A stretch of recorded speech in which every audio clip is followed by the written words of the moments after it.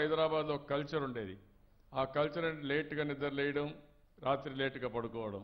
కానీ అలాంటిది ఎన్టీ రామారావు గారు పోయిన తర్వాత తెల్లవారుజామున అంతమునుపు మీరు చూసే సీఎంలు 3 వరకు పనిచేసి 12 గంటలకు ప్రారంభించేవారు. ఎన్టీఆర్ పోయిన తర్వాత 9-10 గంటలకు పడుకొని తెల్లవారుజామున 3 గంటలు వేసేవారు. ఇప్పుడు హైదరాబాద్లో 24 గంటలు పనిచేస్తున్నారు, 24 గంటలు రోడ్లు ఊడుస్తున్నారు.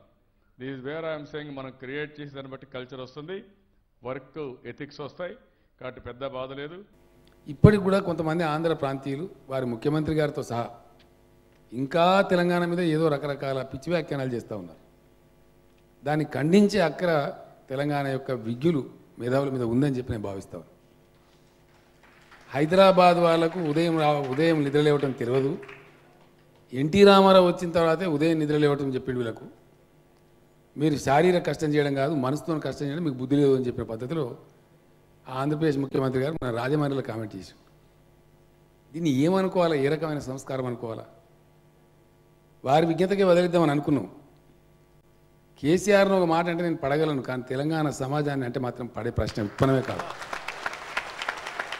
తెలంగాణ సంస్కారాన్నో తెలంగాణ సమాజాన్నో ఎవరైనా సరే ఈ ప్రపంచంలో బీలిటిల్ చేస్తే ఎంతవరకైనా వెళ్తాం, కానీ ఊరుకోమని చెప్పుకునే సందర్భంగా నేను ఒక హెచ్చరిక కూడా చేస్తాను. 50,000 ఎకరాలు ఎక్కడ అమరావతి, ఏం అమరావతి, అదేందో అన్న పెద్ద గొప్ప అన్నట్టు తీసుకొచ్చి ఆ సందర్భంలో ఆ ముఖ్యమంత్రి మాట్లాడి హైదరాబాద్ను బీలిటిల్ చేసినట్టు మాట్లాడడం ఇది ఎంతవరకు సమంజసం? ఏ సంస్కారానికి ఇది నిదర్శనము? ఆంధ్ర మేధావులే ఆలోచించాలి. మేము అనగలం, కానీ ఇది సందర్భం కాదు.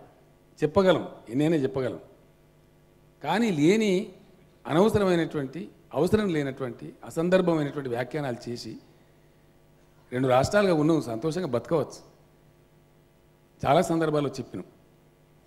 కానీ ఇట్లాంటి పరిస్థితులలో దాశరథి గారిని పునికిపుచ్చుకున్నటువంటి మా తెలంగాణ సాహితీవేత్తలు దయచేసి ఇట్లా ఎవరు తెలంగాణను బిలిటీలు చేసినా దాశరథి గారంత వాడిగా వేడిగా సమాధానం చెప్పాలని ఈ వేదిక ద్వారా నేను తెలంగాణ సభ్య సమాజానికి మనవి చేస్తూ ఉన్నాను.